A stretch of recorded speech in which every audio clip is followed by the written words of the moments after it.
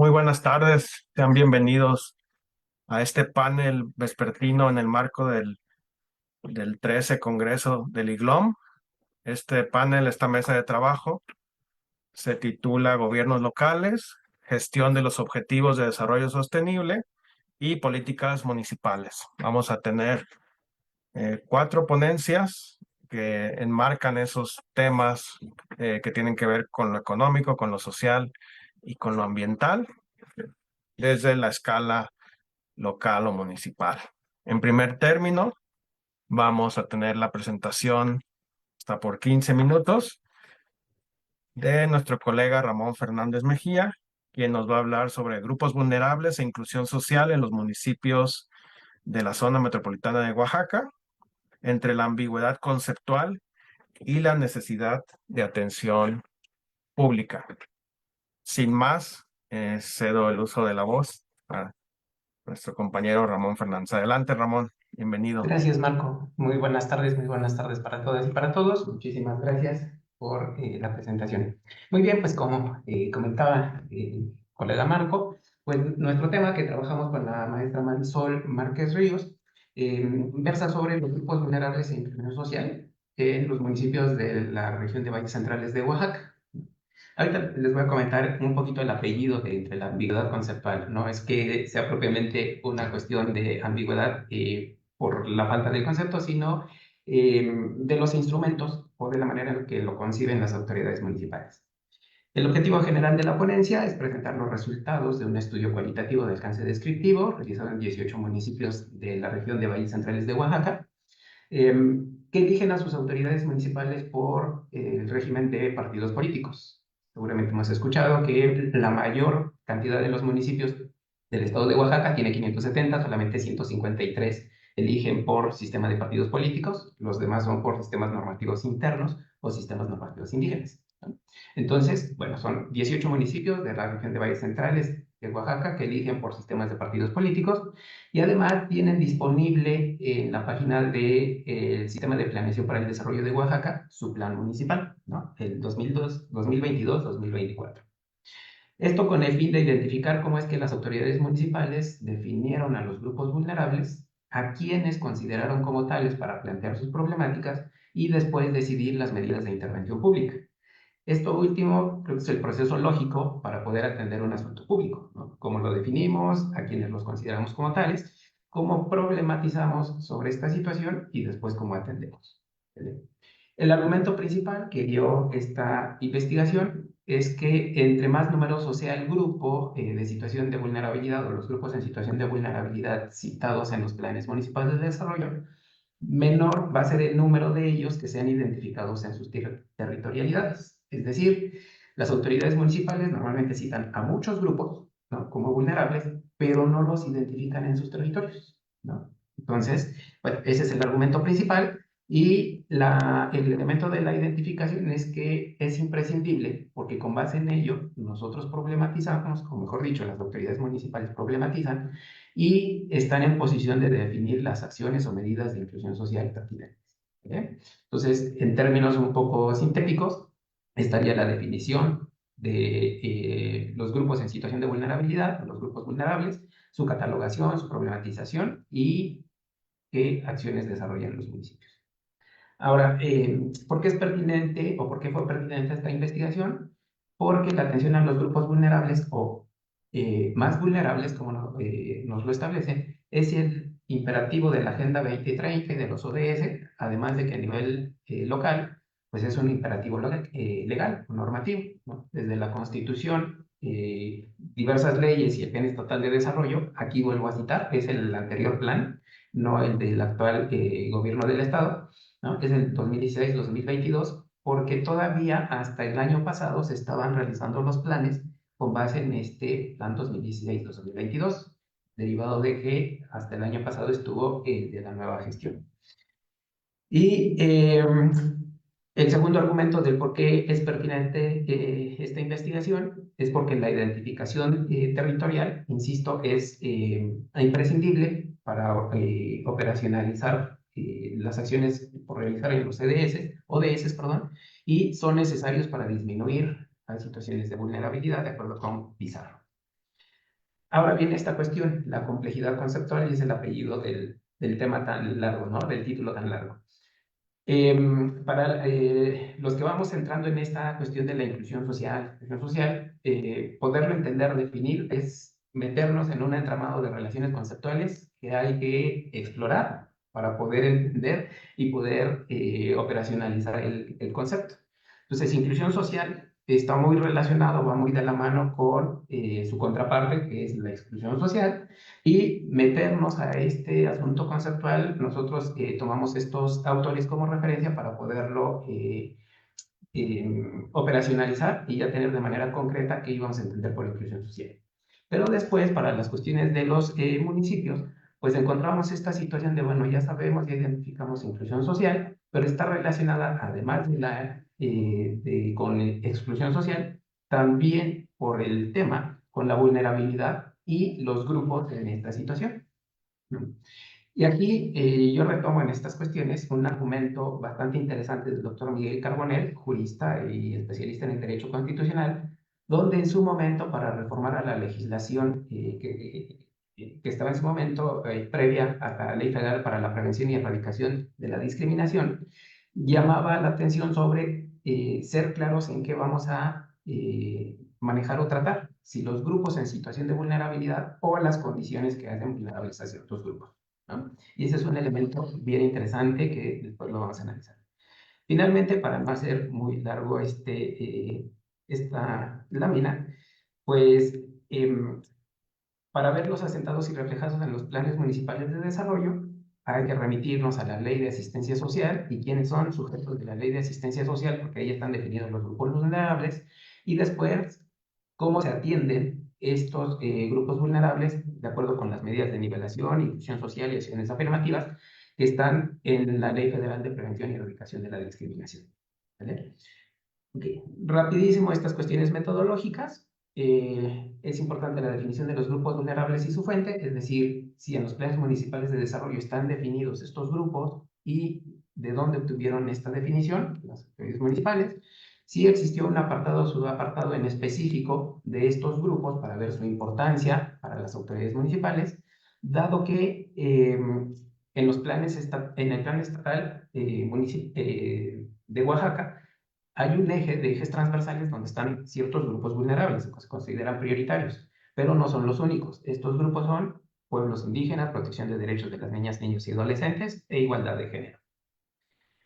La referencia es que este Plan Estatal de Desarrollo consideraba 4 grupos mencionados y la maestra Marisol, su servidor, nos dimos a la tarea de revisar las líneas de acción y los proyectos asentados en los planes municipales para clasificarlos, estas herramientas de intervención pública, y analizar si se concentraban más en las medidas de inclusión o de nivelación, y si eran las de inclusión social, si eran más de naturaleza preventiva o correctiva. Y ahora sí, vámonos a los datos. De nuestros 18 municipios que consideramos, en el 89% sí se consideraba un apartado y un subapartado específico para los grupos vulnerables. De estos, el 50% definió los grupos vulnerables y el 39%, solamente el 39% colocó la fuente. Esto, insisto, es muy importante porque de la manera en la cual nosotros definimos un grupo, una condición, una situación, podemos entender de cómo se va a atender. Entonces, es muy importante. Después, en el número promedio de grupos definidos, nosotros tuvimos 3 grupos definidos como vulnerables, y Oaxaca de Juárez, que es la capital, se fue al extremo, 11 definió ello, y 3 municipios no describieron grupos vulnerables. ¿Cuáles fueron los grupos vulnerables mayormente citados en estos 18 planes municipales de desarrollo? En 14 ocasiones se mencionaron personas con alguna discapacidad, en 11 adultos mayores, en 11 niñas, niños y adolescentes, en 5 mujeres, en 6 indígenas, en 4 migrantes, en 1 indigentes y en 1 víctimas de algún delito. Después de que se definieron, fue muy importante analizar el proceso. Ya definimos, ya identificamos los grupos vulnerables, ahora vamos a problematizar sobre ellos y después definir las líneas de acción. Y aquí es donde salen los datos curiosos, ¿no? Mayoritariamente se definen los grupos, ¿no? Y tenemos un mayor número de datos en cuanto a la definición de los grupos vulnerables y un menor número en su problematización. Es decir, por ejemplo, Ciénega de Cimatlán definió 6 grupos vulnerables, pero solamente problematizó en 4 y asentó líneas de acción o proyectos en 3.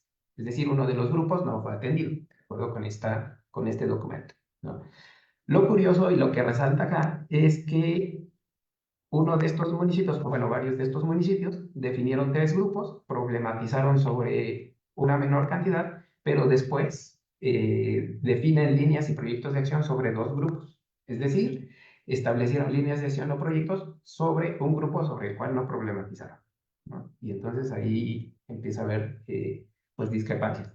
Y todavía un dato que puede ser más contradictorio, no voy a decir los nombres que están presentando, pero se definen los grupos, se problematiza en uno solo, ¿no? Pero se asientan proyectos para más grupos, ¿no? Entonces, pues ahí hay una discrepancia lógica muy, muy fuerte.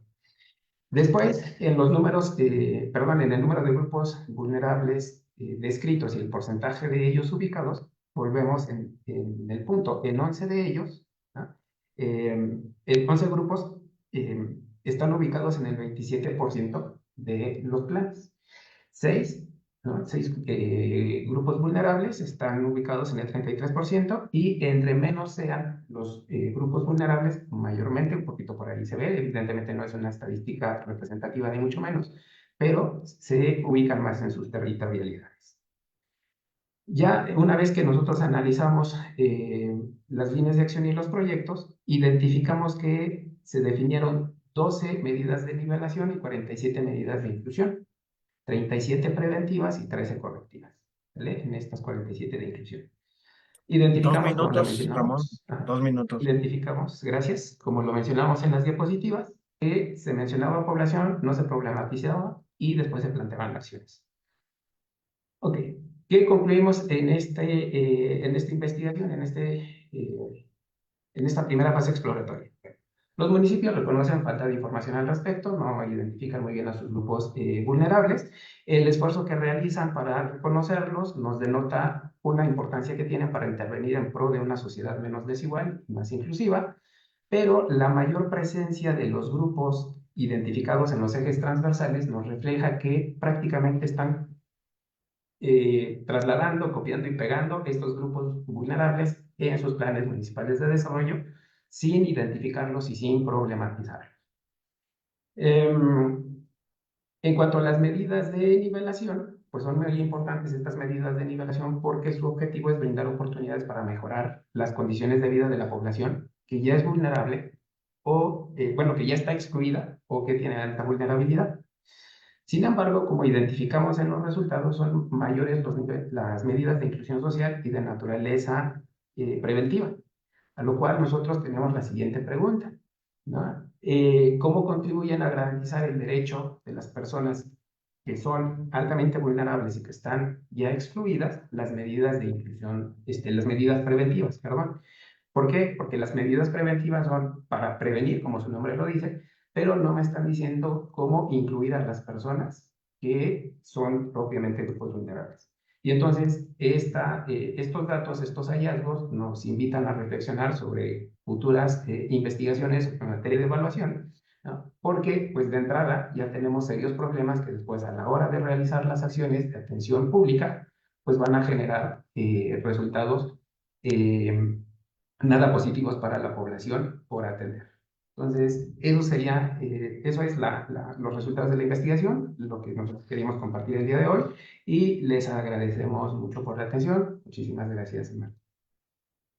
Muchas gracias, Ramón. Muy interesantes tus hallazgos y partiendo de lo conceptual y las ambigüedades que puede llegar a haber en la interpretación de cada municipio o de varios municipios respecto a qué implica para ellos una vulnerabilidad, ¿no? A nivel conceptual, pero también a nivel muy práctico, me llamó la atención como mencionas, pues digamos, transferencias de información, ¿no? De que no se problematiza lo suficiente y simplemente se pasa de un municipio a otro las mismas vulnerabilidades, sino un análisis problematizador profundo. Ya iremos tocando esos temas transversales en las siguientes ponencias. Muchas gracias.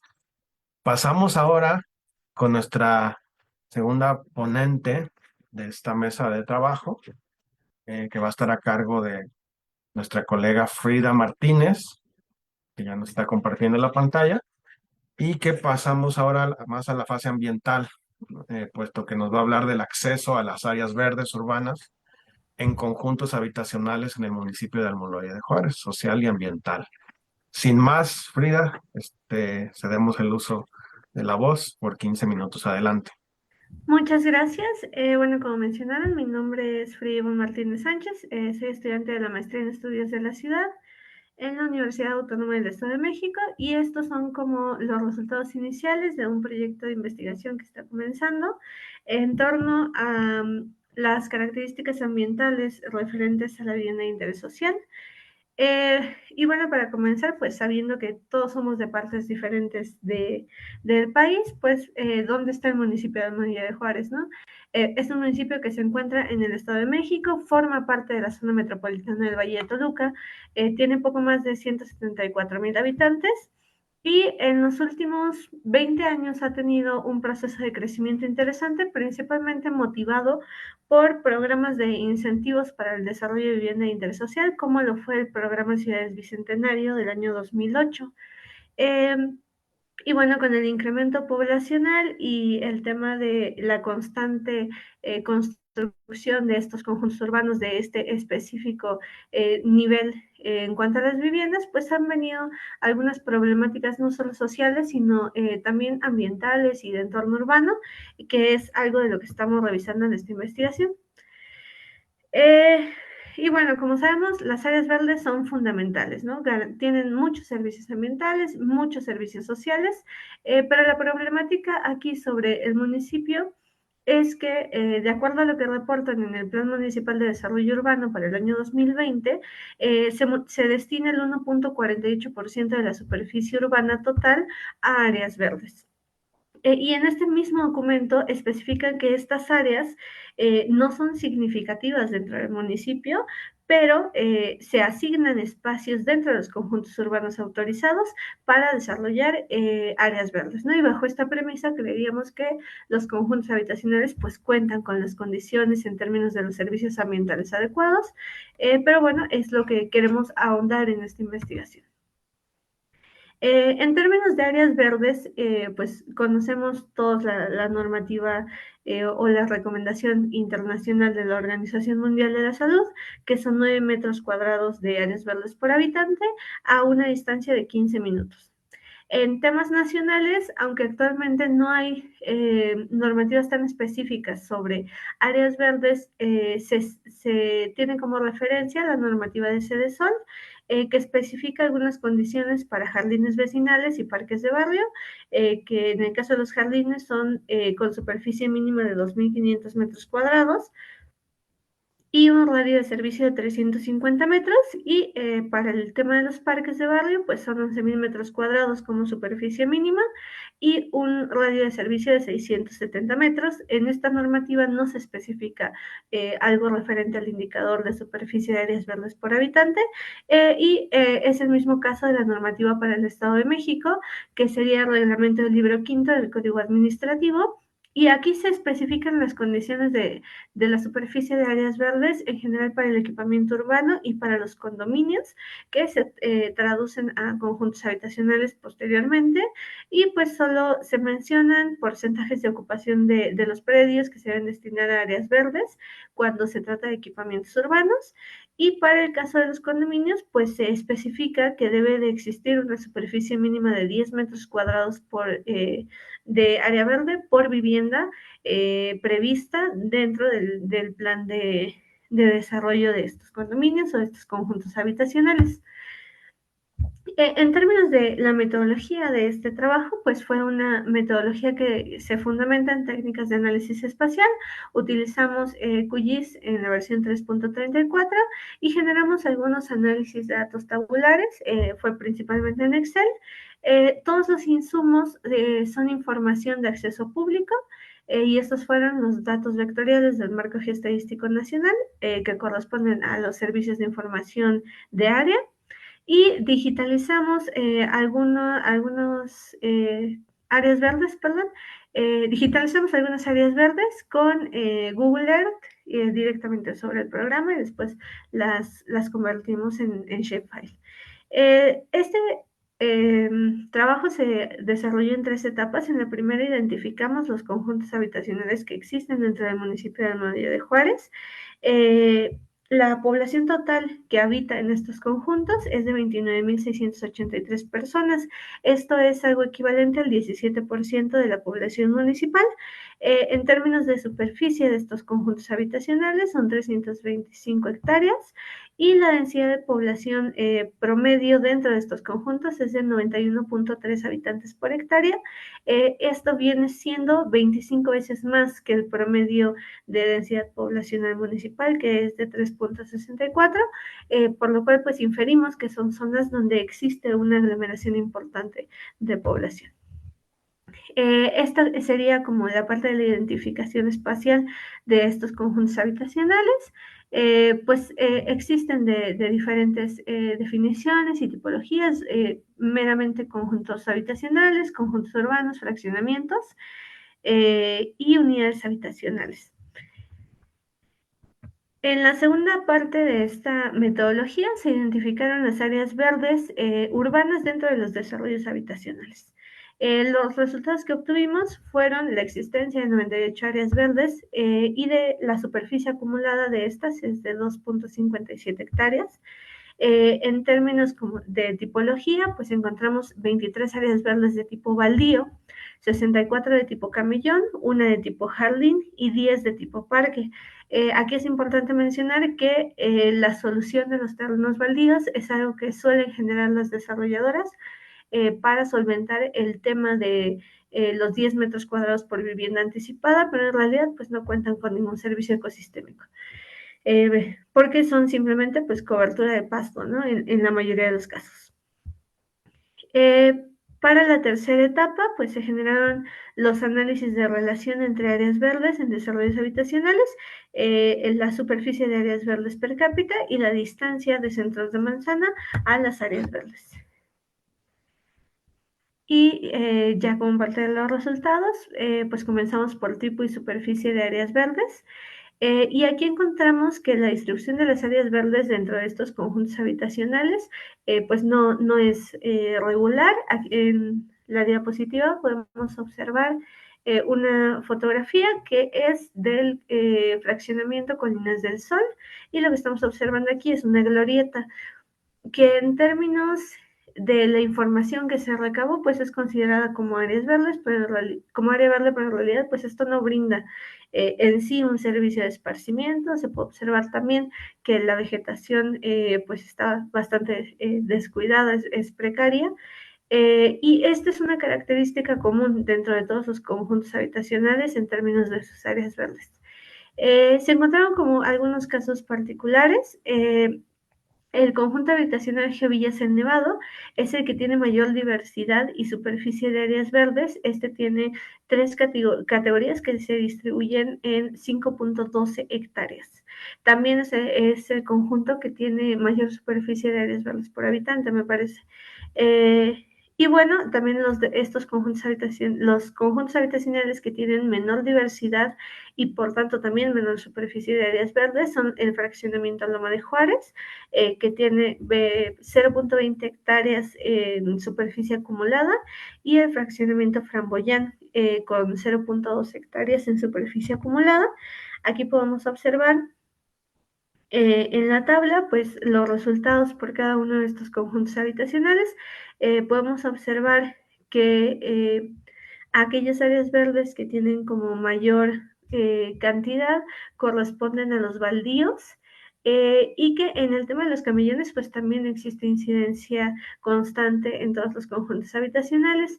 El tema y lo que se observa al respecto es que en el caso de los camellones, pues no ofrecen servicios recreativos.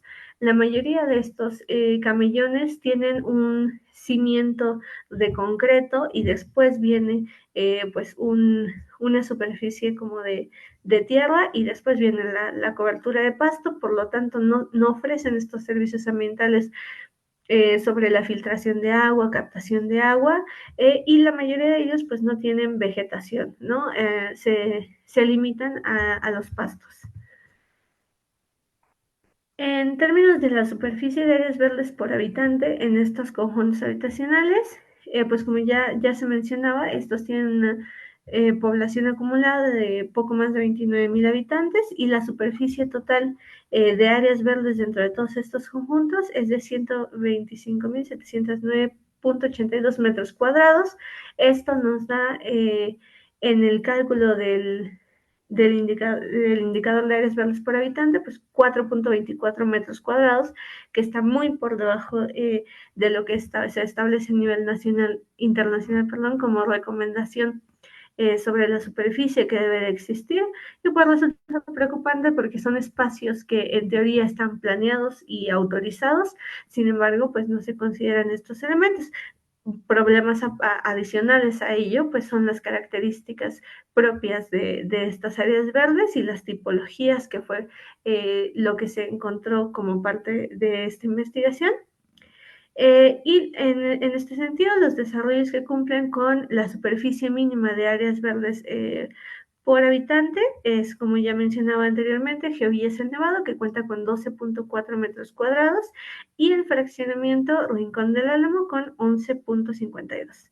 Existe también una unidad habitacional que lleva por nombre Ola Aldea, pero no cuenta con ningún espacio de área verde y por lo tanto pues tiene un valor de 0 en este indicador, y posteriormente en el de distancia pues también se observa un valor bastante alto.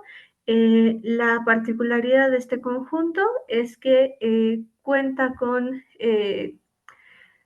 jardín en cada vivienda, entonces de ahí puede venir el cumplimiento de la normativa estatal, pero en términos de servicios ecosistémicos pues se queda muy por debajo de lo que debería ser. Y aquí tenemos como los resultados de este indicador de superficie de áreas verdes por habitante. Podemos ver que, como se constató en la diapositiva anterior, pues solo son 2 los que cumplen con las normativas. Algunos otros que tienen como más acercamiento es la unidad habitacional Licenciado Armando Bernal, con 6,25 metros cuadrados por habitante, y el fraccionamiento Loma de Juárez, con 6,17 metros cuadrados por habitante. En tema de la distancia promedio de áreas verdes con servicios recreativos, pues se encontraron algunos resultados también interesantes. Las manzanas del 50% de los desarrollos habitacionales tienen un camellón a menos de 589 metros. Las manzanas del 70% tienen un parque a menos de 322 metros, y las manzanas del 40% tienen un baldío a menos de 266 metros. Y bueno, sobre esto es interesante señalar que a pesar de que no se cumple con la superficie y que estos elementos urbanos, que son las áreas verdes, no cuentan con las características para ofrecer servicios recreativos o servicios ecosistémicos, pues cumplen en términos de la normativa de distancias para los casos de la normativa nacional, y pues eso como que resulta algo interesante que se puede ahondar un poco más. Y bueno, nuevamente para el caso de la unidad habitacional de la aldea, se identificó que el área verde más cercana a los centros de manzana de este conjunto es un camellón que se encuentra a 4,732,16 metros. Cabe señalar respecto a esta parte de la metodología, que me desapareció la tabla, por eso acá hay un espacio en blanco. Las distancias se midieron en metros lineales porque este es un primer acercamiento a la investigación. El objetivo es pues llevar este cálculo de indicador a un siguiente nivel, que sería el cálculo de distancias reales, y para ello pues se desarrolló un script, pero todavía no tenemos los resultados de esta medición porque implica un poco el trazado de las vías. Pero es como una de las líneas de continuidad que llevaría este trabajo, y adicionalmente pues a ello poder generar una visita a cada uno de estos espacios para conocer las características de las áreas verdes más allá de lo que nos puede decir el software en cuanto a superficies y tipologías. Un minuto, Frida, por favor. Sí, gracias. Como conclusiones, pues al analizar los resultados globales de la investigación, observamos que la superficie de áreas verdes per cápita en el 90% de los conjuntos habitacionales es inferior a 9 metros cuadrados, que las tipologías de áreas verdes con mayor concurrencia son camellón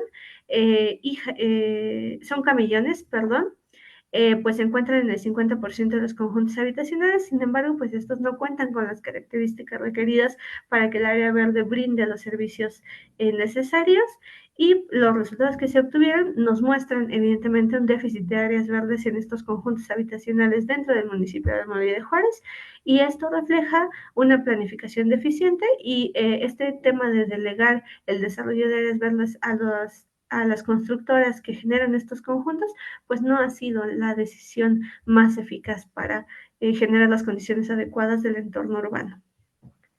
Y sería todo. Muchísimas gracias, Frida. Muy interesante cómo combinas algunos aspectos metodológicos, ¿no? Como la georreferenciación con las tipologías y das cuenta de los retos que aún se tienen para llegar a conclusiones robustas. Y me gusta que nos dejas con algunas investigaciones o preguntas ulteriores para seguir con estas líneas de investigación. Muchas gracias. Gracias. Pues ahora pasamos a los terceros ponentes, ¿no? Su servidor. Soy Marco Berger de la Universidad de Guadalajara, y mi colega Juan Alberto Gran Castro, también de la Universidad de Guadalajara, de distintos campus. Yo soy del Centro Universitario de Tlajomulco y participo también en el Consejo Estatal de Cambio Climático del Gobierno del Estado. Y mi compañero se va a presentar a la mitad de la ponencia porque hemos dividido el trabajo. Corre tiempo, ¿no? Me voy a autorregular. Este, entonces, la investigación que estamos presentando el día de hoy tiene que ver con un proyecto de mediano plazo que investiga o trata de investigar los instrumentos de acción climática municipal y cómo es que se están dando los avances y algunos desafíos a nivel de la implementación de políticas de acción climática municipal en Jalisco. Siguiente, por favor. Si vemos el mapa de Jalisco y alguna literatura, no necesariamente académica, sino también de documentos gubernamentales, ¿no? Y de reportes de cómo va la acción climática en los estados de México, sabemos que Jalisco tiene un liderazgo en muchos de sus instrumentos. Y a nivel municipal o intermunicipal, estamos organizados para varios efectos de la política social y ambiental en juntas intermunicipales que tienen sentido a nivel de cuenca y a nivel de abordaje de problemáticas socioambientales, donde hay economías de escala y hay ventajas de tratar los problemas de manera conjunta, solamente por presupuesto y por cuestiones de capacidades, además de otros factores. Y además ya hay una tradición, ¿no? De 20, 25 años de las juntas más antiguas, ¿no? De estas organizaciones intermunicipales o de los propios municipios de manera individual, hay una serie de instrumentos. A nosotros en esta investigación nos llama la atención el tema de los planes municipales para la acción climática o planes de acción climática municipal, pero también no queremos dejar de lado los instrumentos municipales propiamente, que el principal de ellos, y ya se mencionó en la primera ponencia, pues sabemos todos que es el Plan Municipal de Desarrollo. Es decir, queremos saber cómo en los 125 municipios tenemos más o menos una cobertura del cambio climático, o sigue habiendo lagunas conceptuales, como decía el colega Ramón. Adelante, por favor. A nivel estatal es más claro, ¿no? Esta es una radiografía de cómo los estados del país tienen distintos avances en cuanto a sus leyes climáticas, sus arreglos institucionales, sus instrumentos de acción por el clima y sus instrumentos de financiamiento climático, ¿no? Con esa motivación, sí se han visto ciertos avances o al menos una estructura más clara. Nos atrevimos a pensar, bueno, si eso es a nivel macro o meso, ¿no? Los estados vistos como un nivel intermedio de organización, ¿cómo será a nivel micro, ¿no? A nivel municipal, ¿podríamos hacer algo parecido o estamos a años luz de lograr eso? La siguiente. Entonces, para eso desarrollamos un protocolito o protocolote de investigación, ¿no? Que busca, digamos, organizar, ¿no?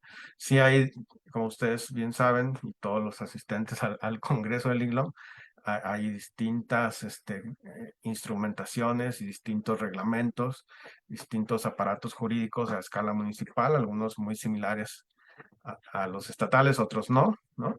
Entonces, si nuestro tema es cambio climático, quisimos ver cuáles de ellos, ¿no?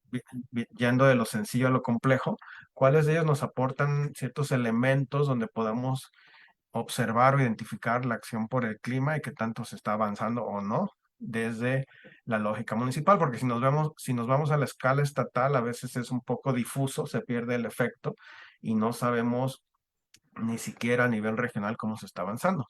Cabe mencionar que también hay instrumentos regionales, ¿no?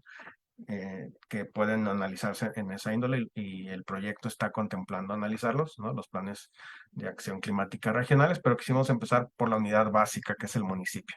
Y dentro de esa unidad básica nos enfocamos en los planes municipales de desarrollo, básicamente. Siguiente, por favor.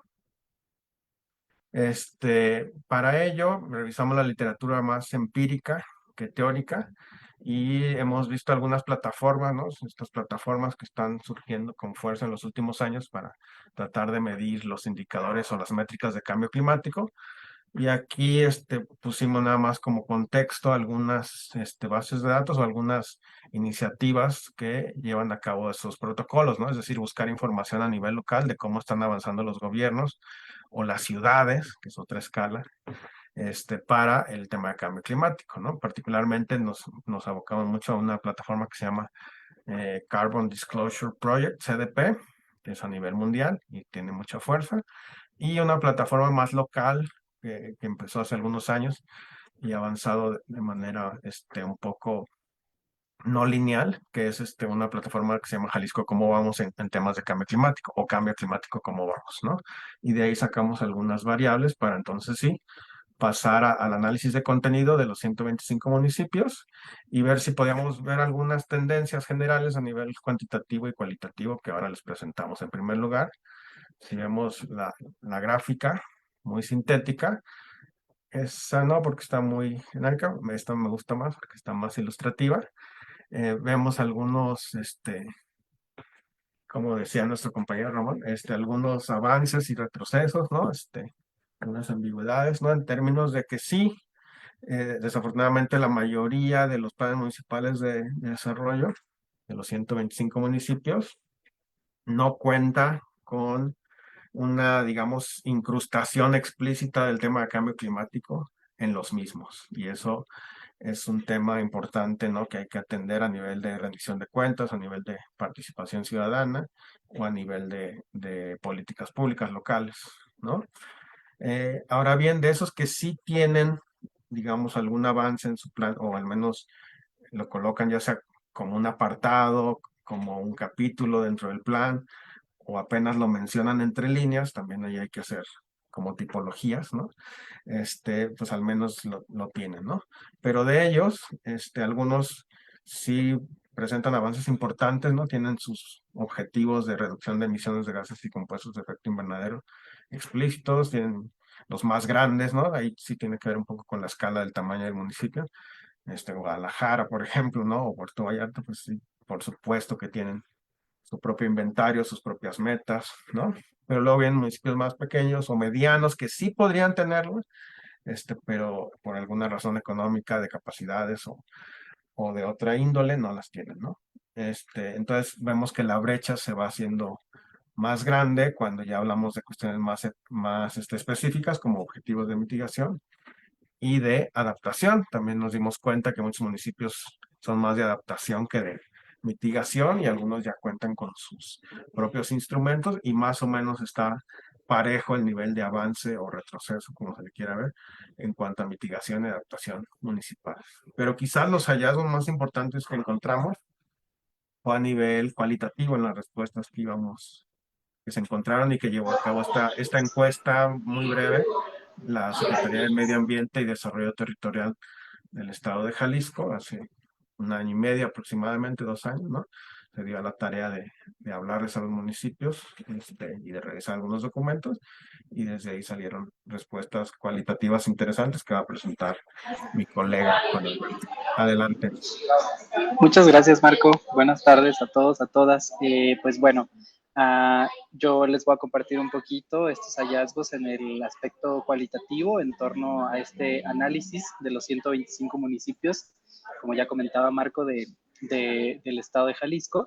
Y aquí un poquito, digamos, aclarar a nivel metodológico, pues que nos dimos, por así decirlo, a la tarea de revisar, si bien un poquito lo que se ha venido planteando desde los programas de desarrollo municipal, digamos, en términos de metas, de sus objetivos, de cómo se está, digamos, formulando esta dinámica en torno al cambio climático, tomamos muy en consideración esta encuesta que comenta Marco. Realmente fue una encuesta en donde se hacía esta conversación o este cuestionamiento, digamos, pregunta hacia los funcionarios de los ayuntamientos, de los municipios, para conocer, pues, digamos, también un poquito ese alcance, ¿no? Entonces, si bien se analizan los documentos de los programas, también se toma en consideración dentro de este análisis cualitativo, pues, algunas de estas respuestas de la comunicación telefónica que se tuvo, ¿no? Con los municipios.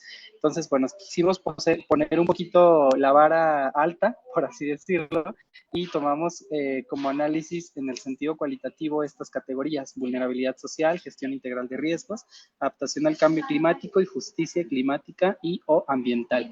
Un poquito con la finalidad de ver hasta qué punto estos planes de desarrollo están tomando en consideración el encuadre conceptual que se ha venido planteando, al menos a nivel internacional, en el discurso de acción climática, ¿no? Sobre todo en el último informe del IPCC en relación a la cuestión de vulnerabilidad, ¿no? Que son, digamos, algunas de las categorías más, por así decirlo, representativas o más importantes que surgen de este análisis del panel intergubernamental de expertos sobre cambio climático. Entonces nos dimos a la tarea de revisar estos planes de desarrollo en cuanto a qué tanto se formulan en función de estas 4 categorías, ¿verdad? Entonces, bueno, a manera de síntesis, resumiendo un poquito qué fue lo que se encontró, pues vimos que efectivamente, si bien se habla, se reconoce que hay aspectos de vulnerabilidad específicos en los municipios, como pueden ser las cuestiones forestales o cuestiones de impactos a la salud, por ejemplo, con cuestiones de enfermedades respiratorias, ahí se va formulando un poquito esta noción de vulnerabilidad. Pues bueno, se han desarrollado muy pocas medidas en términos de cómo reducir estas vulnerabilidades, es decir, se reconocen los problemas, pero las acciones no son del todo claras o concretas para la reducción de esta vulnerabilidad. Lo mismo pasa un poquito con la cuestión de la gestión de riesgos. Se habla de estrategias de mitigación, sobre todo en cuestiones de recursos hídricos, es quizá uno de los problemas más recurrentes que se mencionan en los planes de desarrollo, en términos de esta problemática en torno al agua, pero pues también un poquito el enfoque de gestión de reducción de riesgos o gestión integral de riesgos no es muy explícita en términos de un abanico más amplio de los diferentes riesgos sensibles o asociados al cambio climático que se podrían estar enfrentando en los municipios.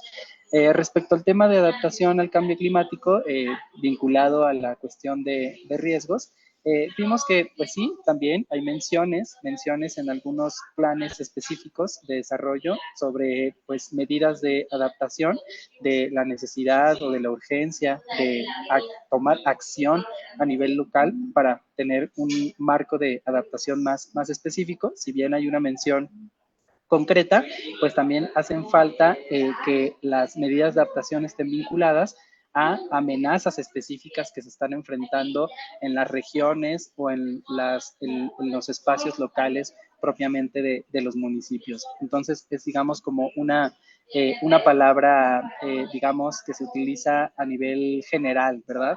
Como un comodín, por así decirlo, pero que pues falla un poquito en decir, bueno, ¿adaptarnos a qué? Adaptarnos a inundaciones, adaptarnos a cuestiones de sequías, a qué se está adaptando en términos de cambio climático en específico. Ahí es donde falla un poquito esa parte, ¿no?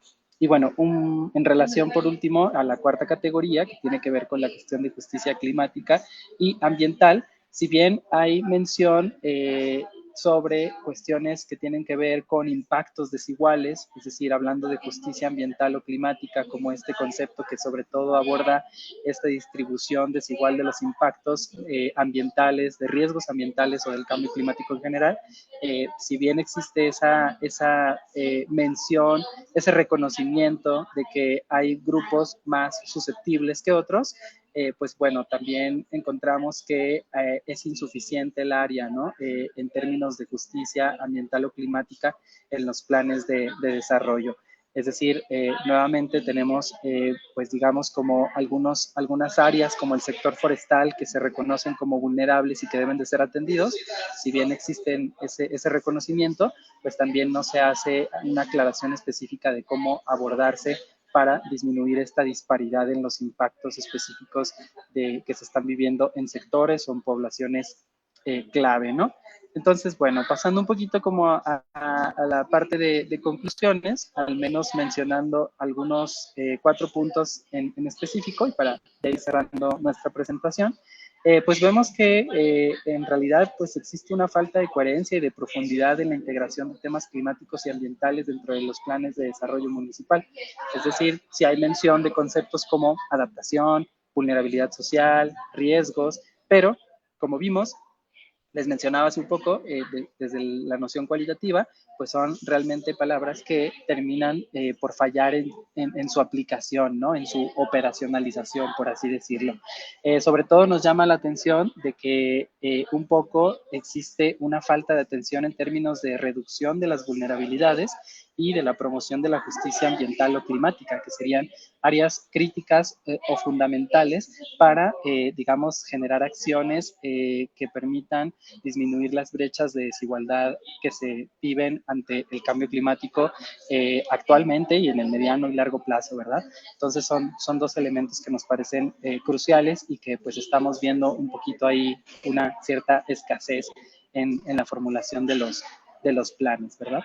Entonces va un poquito por ahí y bueno, regreso un poco la palabra a mi colega Marco para abundar en los otros 2 puntos finales de nuestra presentación. Gracias, rapidísimo, solo a juzgar por los hallazgos que hemos obtenido hasta el momento, vemos que el tema de riesgos, de adaptación y de justicia climática no están siendo tan incluidos o no se les da un tratamiento tan detallado. Sabemos que también hay otros instrumentos como los atlas de riesgo municipales, pero también hablamos de un tema dinámico, ¿no? Muchos de ellos no lo tienen o los que los tienen ya están un poco desactualizados a la luz de esta literatura más reciente del IPCC que menciona Juan Alberto. Y por último, al parecer, otro de las cosas interesantes que encontramos es que la mayoría de los municipios están descansando o alojándose en instrumentos más amplios como el propio plan estatal o el plan estatal de acción por el clima o a nivel metropolitano, ¿no? Entonces, dice, bueno, sí participamos a una escala mayor, pero eso tiene la desventaja de que se pueden dejar de lado algunos factores muy contextuales de vulnerabilidad que no están incluidos en un instrumento local y eso es la parte un poco más preocupante que seguiremos tratando de explorar en los próximos meses. Muchas gracias por su atención. Bueno, cabe mencionar que al final estamos dejando un pequeño espacio para un intercambio de preguntas de los que estamos participando en esta mesa. Entonces, por eso nos estamos yendo de corrido. Y en esa lógica, continuamos con la cuarta ponencia a cargo de, perdón que la mencione nada más por el apellido, Aguilar y Mena, ¿no? El equipo de investigación que se conforma y que justo lo alinearon con el tema del panel, ¿no? De la mesa que tiene que ver con gobiernos locales, políticas municipales, gestión de los ODS aplicada a la gestión municipal en el marco normativo de Chiapas. Así que estás ahí en casa, Emma. Entonces, adelante. Hola, buenas tardes a todos y todas. Por aquí veo a mi colega, la doctora Andrea Mena. Yo estoy adscrita al Centro de Estudios para el Desarrollo Municipal y Políticas Públicas y mi colega, la doctora Andrea Mena, coordina el Programa Universitario de Estudios Transfronterizos. Entonces, esto que les vamos a presentar Nos dividimos un poco la presentación, pero la mayor parte de la misma va a recaer en mí. Nosotros en el Centro de Estudios para el Desarrollo Municipal y Políticas Públicas estamos ante una coyuntura social y política muy importante. Apenas hace unas semanas tomaron posesión los gobiernos municipales y estamos trabajando para impulsar planes de desarrollo municipal con una mirada hacia la sustentabilidad ambiental, pero sobre todo también hacia la sustentabilidad social. Entonces, en ese sentido, este trabajo presenta una revisión de todo el marco normativo de Chiapas principalmente, pero también del marco normativo nacional, que ha permitido alinear a los ODS en la política pública, ¿no? En las últimas políticas públicas. Y en ese sentido, partimos de esbozar de qué se trata la Agenda 2030 para el Desarrollo Sostenible.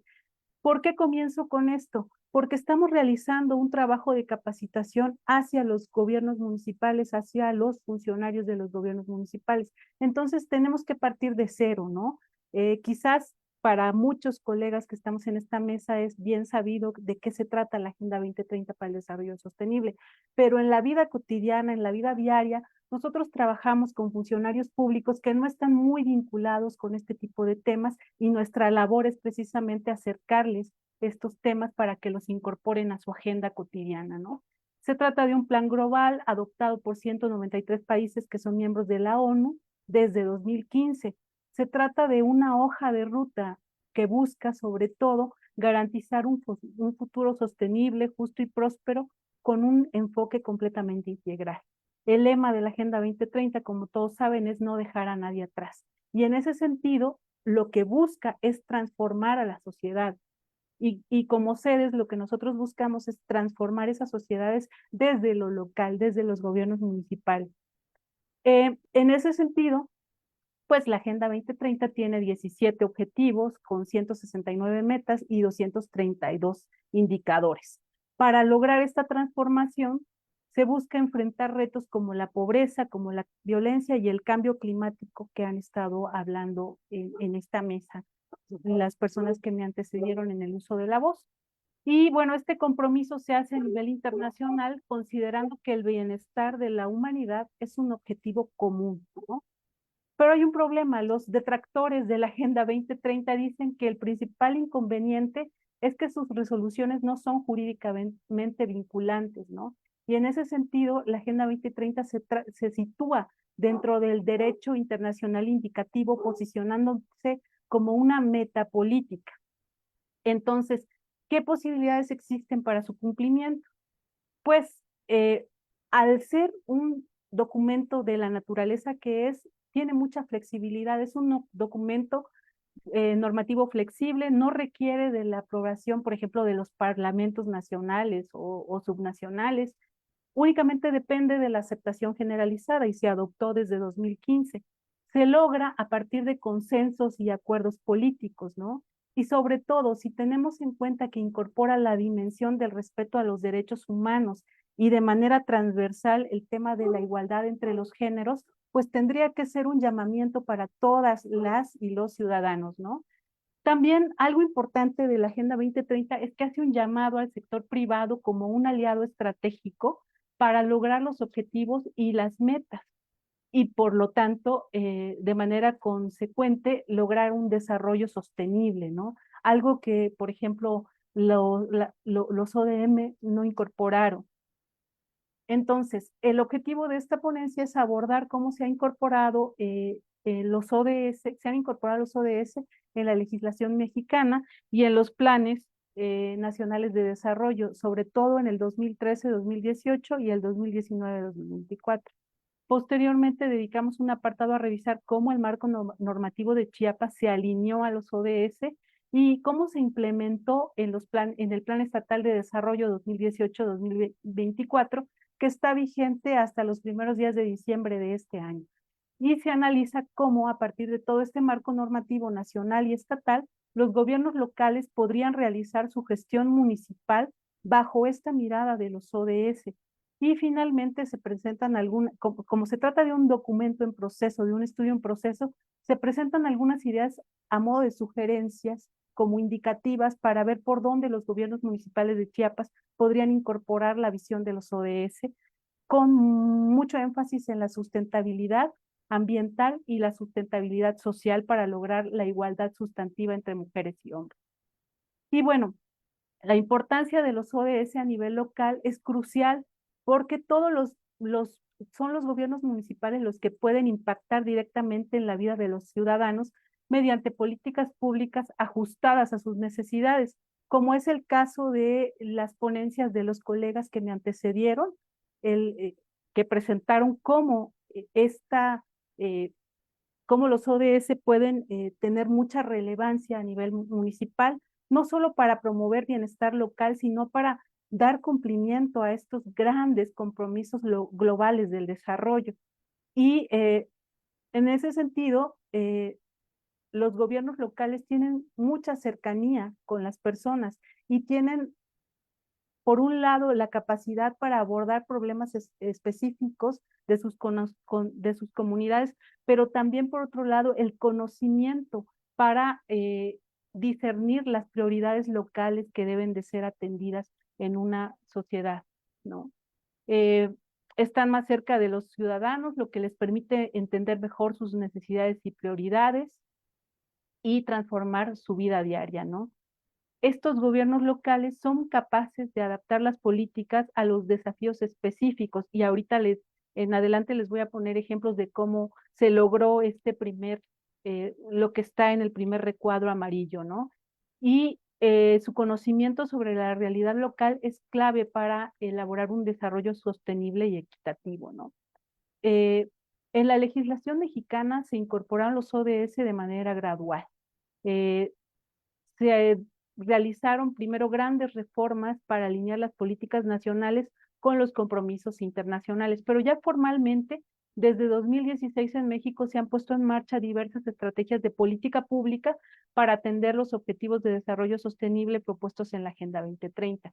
Sin embargo, una reforma crucial para influir en el logro de los ODS se realizó en 2019, sobre todo en términos de el desarrollo sostenible, ¿no? Se fortaleció la responsabilidad del Estado hacia la idea o la visión de incorporar un crecimiento inclusivo y poner énfasis en el desarrollo ambiental de manera sustentable. Y en ese sentido, se adecuó la Ley para el Desarrollo Sostenible que se promulgó en agosto del 2017 y en el caso de Chiapas, ¿no? Su enfoque abarca la protección del medio ambiente y la gestión de recursos sostenibles, eh, desarrollando o asegurando un desarrollo inclusivo que respete los derechos de las comunidades. También en el caso de Chiapas se adecuó la Ley General de Desarrollo Forestal Sustentable y la Ley General de Desarrollo Social, que establece derechos para el desarrollo social, la educación, la salud, la alimentación nutritiva, la calidad de vida, la vivienda, la educación, etcétera. Y en el marco normativo de Chiapas se cuenta con la ley ambiental que fortalece acciones frente a la degradación ambiental que tenemos y que están ocasionando problemas relacionados con el clima y con la destrucción de la biodiversidad del contexto estatal, ¿no? Se han establecido políticas para la conservación de la selva lacandona, para el manejo sostenible del agua, buscando mitigar el impacto ambiental y preservar los recursos naturales de la región. Y también se adecuó la ley para la igualdad de género entre mujeres y hombres con el fin de buscar o de garantizar la igualdad entre los géneros y mitigar la violencia de género que enfrentan las mujeres en todo el estado, ¿no? Respecto a los planes nacionales de desarrollo, los ODS fueron fundamentales, ¿no? Porque orientan la acción del gobierno hacia el cumplimiento de estas metas globales. Por ejemplo, en el Plan Nacional de Desarrollo 2013-2018, aunque no se menciona explícitamente porque este plan se había hecho antes de que se adoptaran los ODS, se ajustaron para alinearse de alguna manera con ellos, ¿no? Y se establecieron 5 metas nacionales, por ejemplo, México en paz, México incluyente, Con esto se buscó promover un desarrollo sostenible y equitativo. Mientras que en el Plan Nacional de Desarrollo 2019-2024 ya se establecieron de manera fundamental 3 ejes, que son justicia y Estado de Derecho, como justicia y Estado de Derecho, y las estrategias de política pública están alineadas con los ODS, incluyendo el combate a la corrupción, el desarrollo sostenible del territorio, en concordancia, por ejemplo, con el Objetivo de Desarrollo Sostenible número 16. En el caso de Chiapas, el Plan Estatal de Desarrollo 2019-2024 incorporó de manera explícita los objetivos de desarrollo sostenible como eje central, sobre todo porque Chiapas es un estado del sureste mexicano que tiene 123 municipios, 15 regiones socioeconómicas, que representa el 3.8 del territorio nacional y que tiene grados elevados de pobreza y de pobreza extrema. Entonces, una de las prioridades fue la reducción de la pobreza, el acceso a la educación de calidad, la promoción de la igualdad de género, y con esto se refleja en el Plan Estatal de Desarrollo de Chiapas un compromiso con el desarrollo inclusivo de toda la sociedad, ¿no? Algunos problemas, algunos programas sociales en Chiapas que están alineados a los objetivos de desarrollo sostenible son el programa Chiapas Solidario, sobre todo alineados con el objetivo 1, que es fin de la pobreza, y el objetivo 2, que es hambre cero. Son, en primer lugar, el programa Chiapas Solidario, que busca garantizar una red de protección social para las personas en situación de vulnerabilidad, con un enfoque de acceso a servicios básicos como agua, electricidad, saneamiento. También tenemos el programa especial para el desarrollo de los pueblos indígenas, que este ha sido uno de los programas prioritarios del Plan Estatal de Desarrollo 2019-2024, ya que Chiapas es un estado con una gran población indígena y se han desarrollado marcos normativos específicos para mejorar las condiciones de vida de estos pueblos alineados con el objetivo 10, reducción de las desigualdades, el objetivo 16, paz, justicia e instituciones sólidas, y el objetivo en general es garantizar el acceso a servicios básicos de educación, salud y fomentar la participación política de las comunidades indígenas, respetando sus derechos y tradiciones. 3 minutos, Emma. Ok, le doy la palabra a la doctora Mena. Gracias. Apuramos.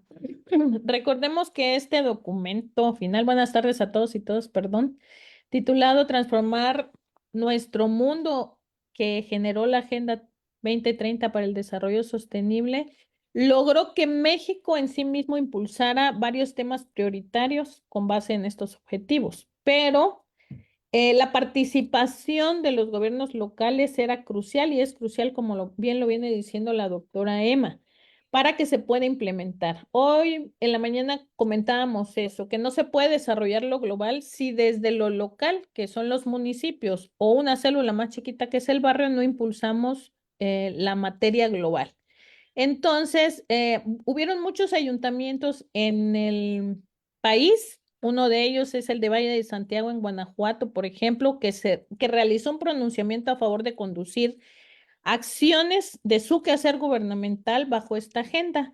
Hicieron firmas y demás, pero aquí tomó la regencia el INAFED. El INAFED ya sacó al respecto un pronunciamiento y sacó un programa interinstitucional para el fortalecimiento de las capacidades de todos estos gobiernos locales, para que cuando diseñen sus instrumentos administrativos y de gestión municipal, permita esto que se logre el cumplimiento de los ODS como competencia municipal.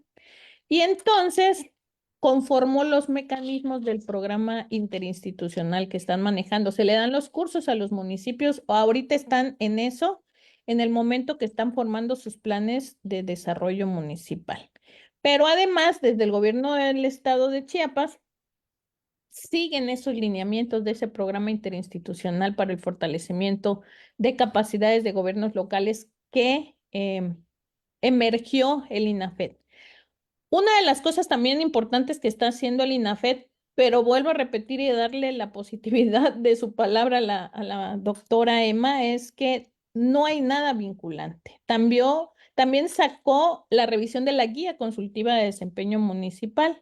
Y en este sentido, al sacar ese documento y empezar a ver la revisión de que desagrega alrededor de 31 temas, tiene 115 indicadores, 80 son de gestión y además establecen documentos fehacientes, sustantivos y primordiales para todo lo que es administración municipal. También no solo mide gestión, mide 30 indicadores de desempeño. Esto ya es de manera cuantitativa y les da una semaforización. De hecho, los semáforos nos permiten ver los colores de los ODS. Tiene colores los mismos que maneja la agenda, pero además nos da una semaforización de 3 niveles, verde, amarillo y rojo. Y se les va diciendo a los municipios qué tanto están impactando en el resultado de la agenda de los ODS. Y se les dice nada más que como no es vinculante, no es punitivo ni nada, los municipios tienen poca participación. De hecho, es uno de los éxitos que ha tenido la Universidad Autónoma de Chiapas a través de 3 diferentes unidades académicas, una de ellas el CEDES, la cual me honré en presidir hasta hace 2 meses, fue de que nosotros ya logramos completar 101 revisión de municipios y han ido subiendo al ver que como no es vinculante ni punitiva, pero es una agenda, una revisión de la guía consultiva, no es un examen ni una evaluación, sino es una revisión donde expertos en cada uno de todos los ejes que trae 8 ejes, entre ellos esta organización, hacienda, gestión del territorio, servicios públicos, el medio ambiente, también trabaja desarrollo social, desarrollo económico y me falta uno, lo de gobierno abierto. Entonces, estos 8 ejes se revisan por expertos y se les sugiere a las autoridades municipales para que cuando hagan su plan de desarrollo de los próximos 3 años, ellos ya tienen ahorita y deberían de tener esto como plano, como un mapa SIG de primera mano para que con base en eso monten otros mapas encima y hagan un plan de desarrollo municipal más robusto y más enfocado al cumplimiento de todos estos objetivos. Luego, entonces, también la Universidad Autónoma de Chiapas ha implementado la revisión de esta guía a través de sus expertos de 3 diferentes áreas, unidades académicas en la universidad. Y tenemos vinculantes a modelos de buenas prácticas municipales que de seguro saldrán en esta investigación que liderea la doctora Emma. Doctora, le cedo la palabra para que cierre, porque sí nos quedan poquitos minutos. Y bueno, ya nada más para terminar, decirles que en el caso de Chiapas, las administraciones locales han incorporado los ODS, pero nos falta mucho por hacer y estamos ante una coyuntura que nos permitiría hacer unos planes municipales de desarrollo más robustos. Un ejemplo de cómo podríamos incorporar los ODS en los planes municipales de desarrollo es a partir del eje 3, por ejemplo, salud y bienestar, el eje 4, educación de calidad. En ese sentido, el PUET de la UNACH que dirige la autora Mena tiene ya una estrategia muy definida.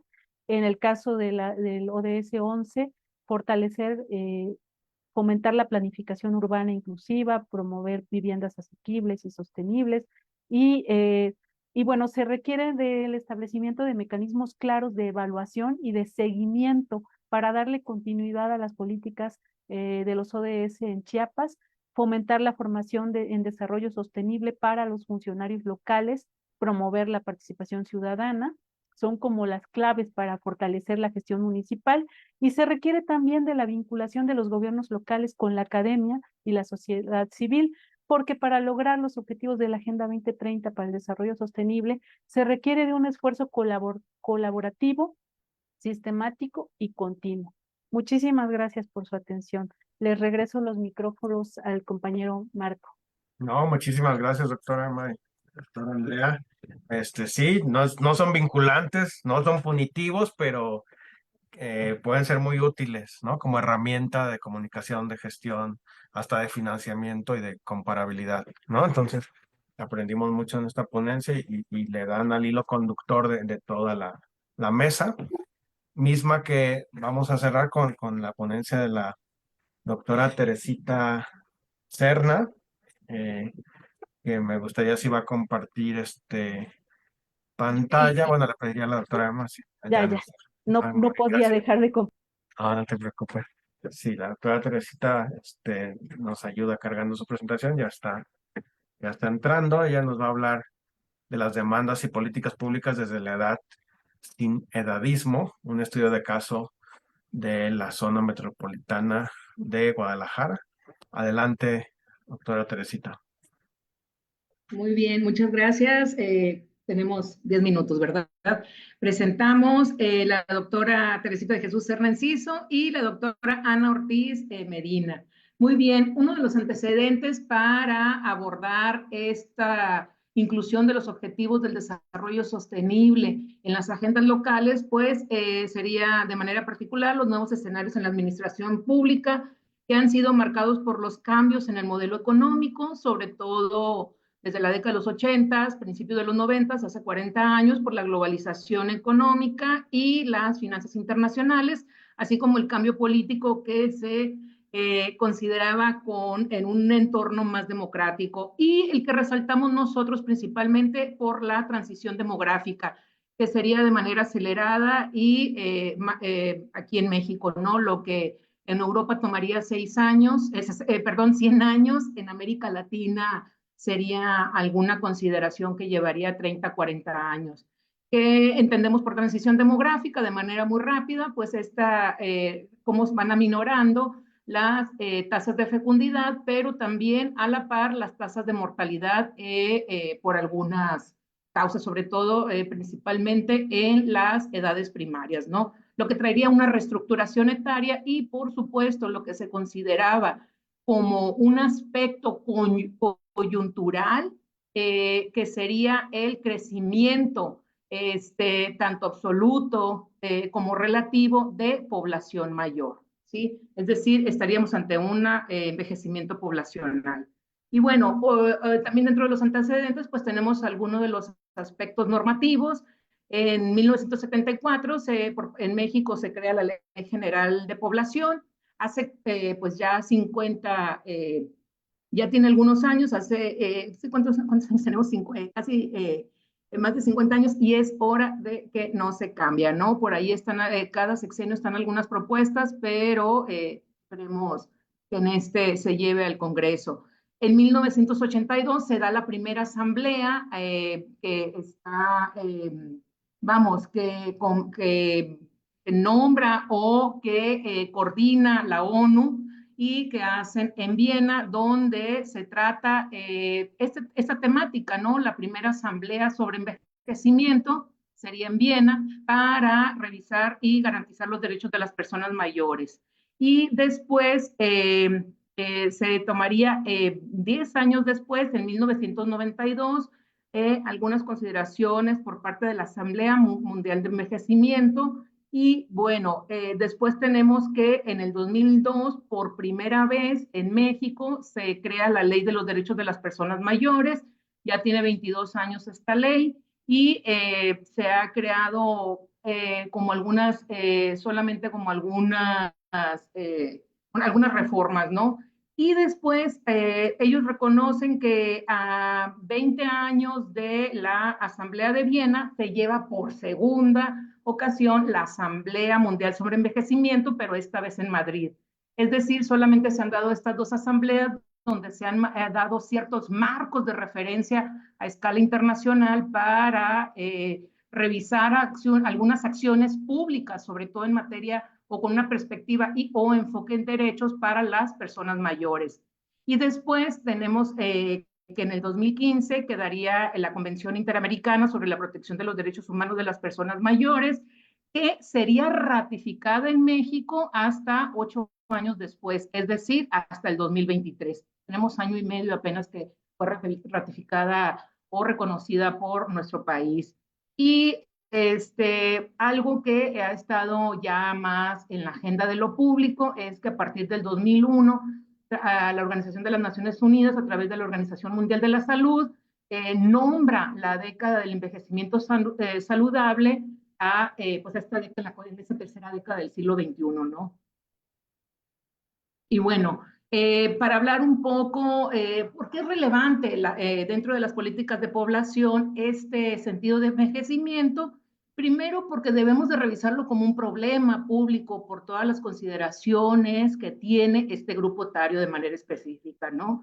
Por las precisiones y consideraciones sociales, políticas, culturales y económicas para dotar de satisfactorios necesarios a este grupo etario y que es una tarea urgente. Ya lo mencionaba con antelación, era una temática o una problemática que se revisaba a futuro, pero ese futuro ya nos alcanzó, ¿no? Era hablar de envejecimiento, pues era algo coyuntural, algo que se veía muy lejano, pero en esta tercera década del siglo XXI, pues ya es una realidad y son escasas las acciones que podemos encontrar, ¿no? Desde una perspectiva gubernamental.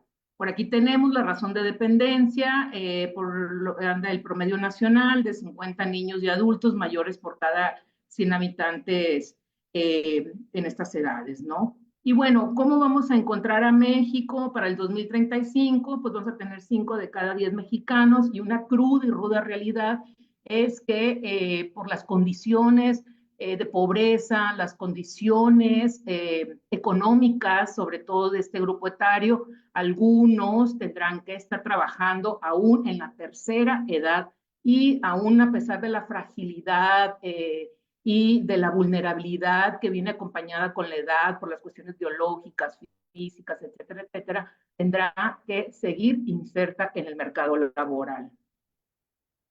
Y bueno, ¿qué es esto de edadismo, no? ¿Por qué podemos tomar como un marco conceptual la edad cuando queremos hablar de políticas públicas sin llegar al edadismo? Este término o concepto de edadismo desde la década de los 60 empezó a usarse por Butler para referirse a ciertos estereotipos y prejuicios existentes en relación a la edad.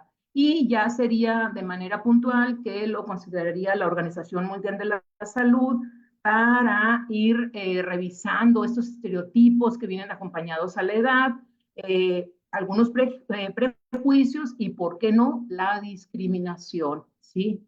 Sobre todo a personas de la tercera edad. Es decir, por ejemplo, que ya se les considera que no deben de tener una inserción pertinente en el mercado laboral.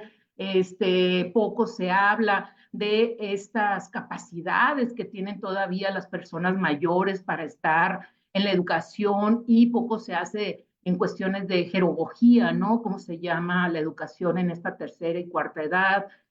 Poco se habla también de la educación o de la salud sexual en las personas mayores. Son hasta algunas cuestiones que se podrían considerar como tabú, ¿no? Llevan esa perspectiva de edadismo, de esa de discriminación o invisibilidad. Y bueno, las políticas de población y envejecimiento, sobre todo dentro de la Agenda 2030, de los Objetivos del Desarrollo Sostenible, pues ya lo había mencionado, ¿no? ¿Qué está pasando a partir del 2015 cuando se enmarcan estas acciones? Pues se ha dado un posicionamiento sobre todo en esta década a partir del 2021 y se han dado expresiones quizá mínimas y sobre todo a través de algunas transferencias económicas, pero no de políticas integrales, ¿sí? ¿Cuáles son los objetivos del desarrollo sostenible que de manera explícita mencionan a las personas mayores? Solamente son 2. El objetivo 2, que está relacionado a la erradicación del hambre, en la meta 2.2, que propone poner fin a la malnutrición, teniendo en cuenta, entre otros grupos, a las personas de edad, y el objetivo 11, en 2 de sus metas, que habla sobre este objetivo 11, que habla sobre las ciudades y asentamientos humanos inclusivos, seguros, resilientes y sostenibles. Pues en la meta 11.2 habla o enuncia sobre algunas consideraciones sobre los sistemas de transporte, y la meta 11.7 sobre el acceso a zonas verdes y a espacios públicos, que ya lo mencionaron cómo está inserto estas temáticas en los ODS, otro de los colegas, ¿no? En esta misma mesa. De manera indirecta, más no explícita, estaría en 11 de los 17 objetivos que por aquí están enmarcados, ¿no? Y bueno, ya hablando de manera específica en el estudio de caso, pero contextualizando para el estado de Jalisco, en la administración 2018-2024 se ve de manera puntual que solamente existieron 4 programas o acciones específicas donde se tenía como grupo prioritario a las personas mayores. Ojo, aquí tendría que hacer alusión que solamente 2 tenían de manera exclusiva a las personas mayores y otros eran de manera paralela. Las 2 primeras sería atención alimentaria a grupos prioritarios, que se reflejó en algunas secciones, sobre todo a través de comedores comunitarios. Y la siguiente, que era mi pasaje, que era proveer a las personas mayores de algunas tarjetas o de algunos apoyos para que tuvieran traslados gratuitos en el transporte público en Jalisco, ¿no? Sobre todo en las zonas metropolitanas. Y las otras 2, salud y bienestar comunitario, de manera indirecta son considerados este grupo etario, ¿no? Las personas mayores, sobre todo cuando se habla de una capacitación y participación comunitaria y esta política social que iba relacionada con la vinculación y capacitación especializada. Y bueno, ¿cuál es la radiografía demográfica de la zona metropolitana? ¿Por qué podemos considerar que este grupo etario debería ser uno de los puntos o uno de los marcos conceptuales? Principalmente, aquí lo revisamos en Guadalajara, ¿no? De manera indirecta se menciona que aquellas demarcaciones, ya sean municipios, entidades o naciones, o regiones que tienen al menos el 15% de la población de este grupo etario, pues ya son poblaciones envejecidas. Y aquí lo podemos revisar que Guadalajara ya se podría considerar un municipio envejecido. Y por ahí ya lo va siguiendo Zapopan y pues todavía de los que son más jóvenes sería Tlaquepaque y Tonalá, ¿sí? Y bueno, por aquí tendríamos también lo del índice de envejecimiento y la razón de dependencia, sobre todo lo que mencionaba, ¿no? Cómo está marcado principalmente en Guadalajara con esta gran presencia de personas mayores. Entonces, ¿qué se está haciendo en Guadalajara? Al menos o qué se consideró en el Plan Municipal de Desarrollo 2021-2024, o hacia dónde debería de transitar la agenda y el Plan Municipal de Desarrollo 2024-2027 o 2024 a mediano plazo al 2030, ¿no? Y aquí tenemos, ¿no? Dice las políticas con esta perspectiva del envejecimiento deberían tener una consideración democrática, es decir, no solamente tenerlos como sujetos a estas personas mayores, sino también escucharlos como el centro de las acciones, revisar a los adultos mayores como alguien y no solamente como algo dentro de las políticas públicas, que sean construidas las acciones con una perspectiva ciudadana, que tengan esa revisión plural, hacer visible, yo creo que sería el primer punto, hacer visible a este grupo que tiene, al menos de acuerdo al Censo de Población y Vivienda, al menos tenía una participación del 17% en la pirámide demográfica, en la pirámide poblacional en el municipio de Guadalajara. Y otra de las consideraciones es, si bien que las políticas públicas se dirijan a cubrir, a considerar algunas de las necesidades de la población mayor, pero ¿por qué no también, no solamente las necesidades, sino las capacidades que tiene esta población? Es decir, que sea una cuestión más activa. Bueno, ¿cuál ha sido el papel del gobierno local? Podemos revisarlo en 2 grandes consideraciones, desde la perspectiva teórica, porque da cuenta de resultados de diferentes legados y porque son los más cercanos, ¿no? Los gobiernos locales, pero de manera práctica, pues no solamente con la cuestión de los gastos, sino que ellos son los que podrían en esta cercanía, ya de manera práctica, pues conocer o reconocer cuáles son las demandas más específicas de esta población.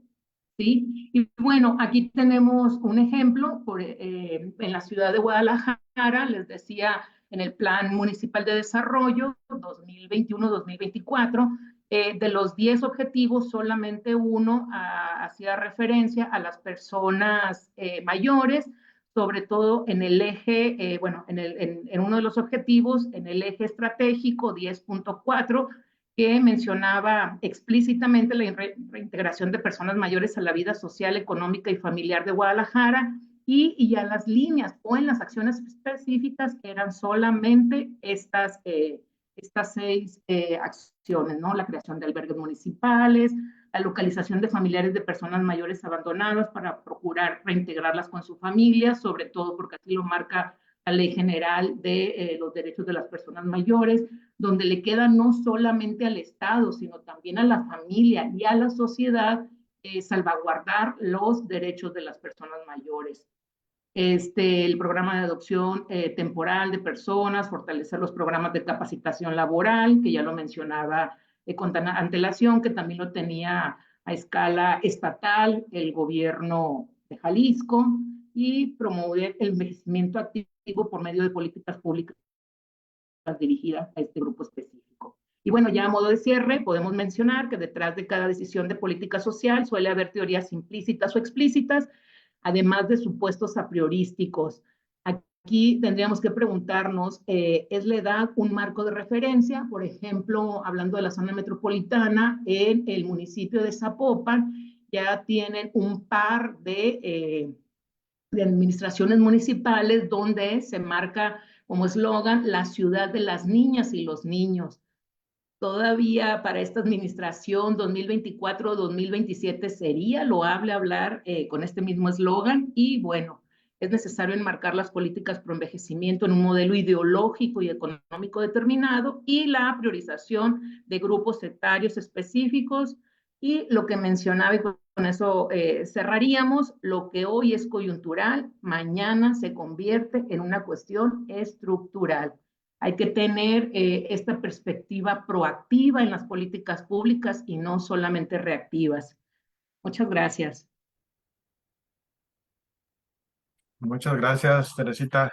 Un tema no tan socorrido, no tan investigado para los que no somos especialistas en temas demográficos, pero que la verdad es muy interesante cómo se intersecciona con la parte ambiental, ¿no? La parte urbanística, la parte económica, ¿no? Y todo el contexto teórico, metodológico y hasta ideológico que mencionas. Pues bueno, el tiempo se pasó volando.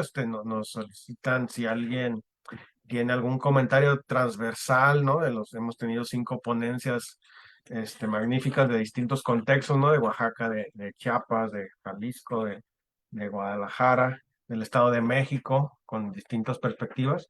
Entonces, si alguien tiene algún comentario o pregunta entre pares de manera transversal, de manera muy sintética, ahorita es el momento. Bueno, nada más si me permite, doctor Marco, yo tenía varias preguntas, pues las ponencias son bastante interesantes, aprendí bastante, como menciona usted, ¿no?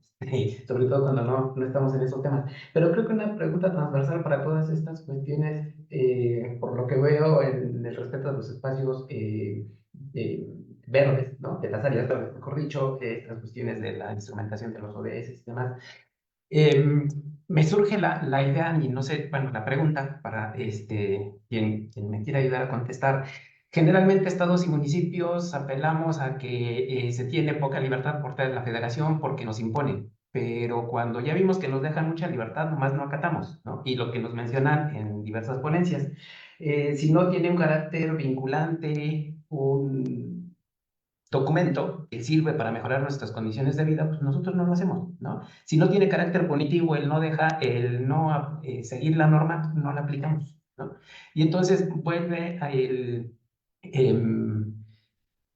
rol de gobierno federal de, pues es que tenemos que hacerlo, tenemos que atenderlo, y entonces viene la decisión desde arriba. Y entonces mi gran pregunta es esta cuestión, ¿de verdad es tan malo el que a veces gobierno federal tome la batuta para que atendamos ciertas cosas? Ahorita lo que mencionaba nuestra última ponente, la doctora Teresita, seguimos pensando la ciudad de los niños, pero ya tenemos una realidad enfrente que no son niños. Y entonces, si les seguimos dejando esos espacios a estos ámbitos de gobierno, pues parecería ser que no queremos ver esa realidad. Entonces, la pregunta es, si tendríamos que seguir teniendo esta cuestión de seguir dirigiendo a partir de las políticas federales, derivado de que los gobiernos estatales y municipales a veces no lo queremos ver, o de verdad sí es tan lacerante y tan lastimoso para estos ámbitos de gobierno que nos los imponga, ¿no? El gobierno federal. Esa sería un poquito mi pregunta, y a ver si pues puede invitar un poquito a la reflexión, doctor. Gracias, gracias Ramón. No sé si alguien quiera entrarle a esa pregunta muy, muy profunda, pero a la vez práctica, ¿no? Del día a día de la implementación de las políticas públicas municipales. Pues yo sí quisiera hacer un comentario. Creo, Ramón, que tu pregunta es muy provocadora, ¿no? Y yo creo que no hay respuestas simples, pero me parece que no debemos dejar de lado esta colaboración institucional de la que escasamente hablé. Creo que se requiere la acción de los tres ámbitos de gobierno para incidir en lo local, pero tampoco dejar de lado a las instituciones netamente locales. Y sobre todo, creo que como académicos, como académicas, tenemos un compromiso. Y en esta parte de incorporar la Agenda 2030 a todas las dimensiones de la vida social, creo que las universidades y los centros públicos de investigación nos hemos quedado poco, le hemos entrado poco a estas reflexiones, ¿no? Algunas instituciones más que otras. Por ejemplo, yo tuve la oportunidad de hacer una estancia postdoctoral en el 2018-2020 en el Colegio Mexiquense, y allá trabajamos mucho, discutimos mucho en los cuerpos colegiados el tema de la Agenda 2030 desde distintas miradas, desde la mirada ambiental, del género, de la sustentabilidad social. Hicimos muchos coloquios, incluso es uno de los estados, el Estado de México, que más ha incidido en la territorialización de los ODS, que es algo que en muchos otros estados no lo estamos haciendo. Pero creo que nos quedamos atrás. La universidad en la que yo colaboro, la Universidad Autónoma de Chiapas, la verdad que es que discutió poco este tema, lo ha discutido poco, y le hemos entrado de manera pues muy tangencial, muy ligerita, y se requiere mucho de la colaboración de las y los académicos con la sociedad civil. Por un lado, yo creo que hace falta mucho diagnóstico para tener una línea base de dónde partir, pero también hace falta muchísima capacitación para las y los funcionarios municipales, porque en el caso de mi estado se trata de un estado con 123 municipios, con una mayor población rural, con mal acceso a las tecnologías de comunicación, vías, carreteras malas. Entonces, creo que nos quedamos cortos en el compromiso, ¿no? Tenemos que repensar nuestro trabajo como academia, creo yo. Y por aquí le dejo. Gracias, gracias, doctora. Yo complementaría muy brevemente, perdón que no resista la tentación, en esa parte que menciona Ramón de la libertad, ¿no?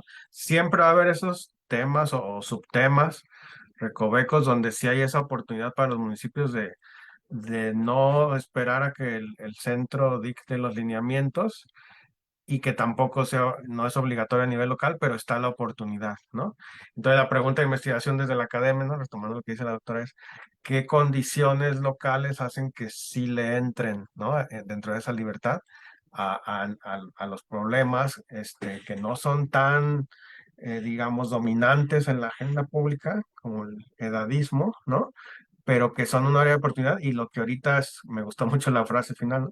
Lo que ahorita es un problema coyuntural va a llegar a ser estructural, lo cual ofrece ventajas de anticipación si se atiende ahorita desde lo local en esa libertad, ¿no? Hasta política incluso se puede manejar una estrategia, ¿no? Entonces yo creo que es un objeto de investigación muy interesante y también coincido que son otros los actores que ahí tienen que cerrar la pinza con los municipios, como las universidades, consejos, comités, plataformas informales y formales, ¿no? Etcétera. Liderazgos locales, entonces hay que estudiarlos muy bien. Gracias.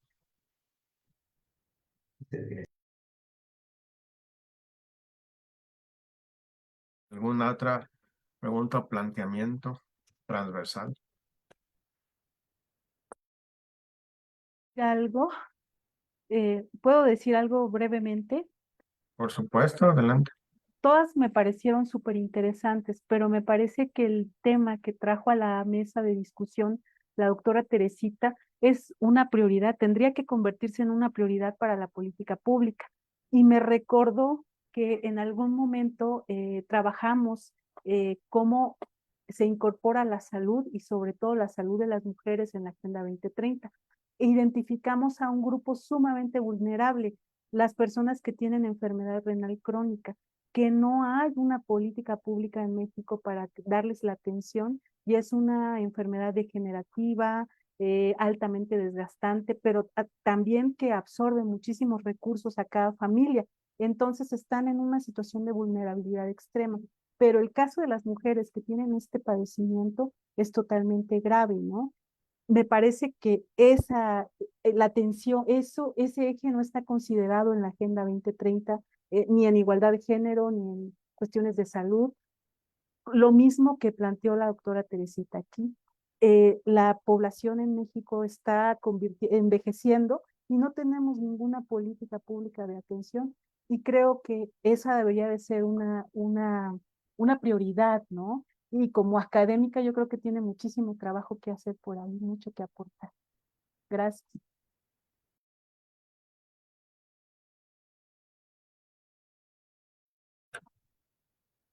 Dos cosas, tal vez para cerrar en esa línea. Sí se prevé, ¿no? En los documentos fundacionales de la Agenda 2030, lo que pasa es que no se han hecho muchos, los famosos indicadores nivel 3 o tier 3, ¿no? Que pues volvemos al mismo círculo vicioso que comentaba Ramón, pero en otro tipo, ¿no? O sea, como no hay obligación de reportarlos, si los desarrollas, mejor dicho, si los desarrollas no los vas a reportar en ninguna escala nacional o internacional, pero son basados en el contexto y te pueden resolver problemáticas locales. Algunos ven eso como un poco atractivo. Sin embargo, estamos viendo aquí estos temas que se mencionan, ¿no? Que entran perfecto en ese nivel 3 de indicadores de la Agenda 2030, que ya con el hecho de que atienden una problemática municipal, como se comentó en el estudio de caso, ya cumplieron, ¿no? Si además de eso después se vuelve un metaanálisis de indicadores nivel 3 comparativo, sensacional, ¿no? Pero ya por lo menos se atendió una problemática local. Entonces la invitación a los municipios y a los actores que nos gusta estudiar los municipios es también no hacerle el feo, no soslayar esos indicadores nivel 3 que aunque no se van a reportar, son igual o más importantes que los grandes metas e indicadores que aparecen explícitos en la Agenda 2030.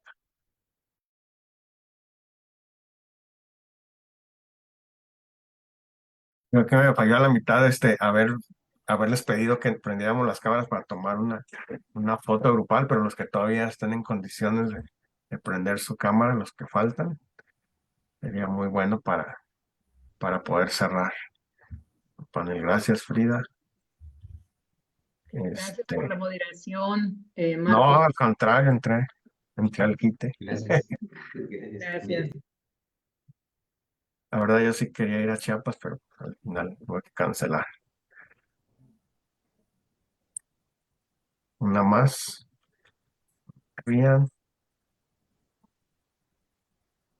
Listo. Y bueno, pues seguimos en contacto hay que leernos, ¿no? Nuestros artículos completos. Ahí vienen nuestros datos y podemos seguir en colaboración. Muchas gracias, un gusto a todas, todos. Hasta luego. Gracias, Gracias, hasta con luego. gusto. Que tengan buena tarde. Buena tarde. Igualmente.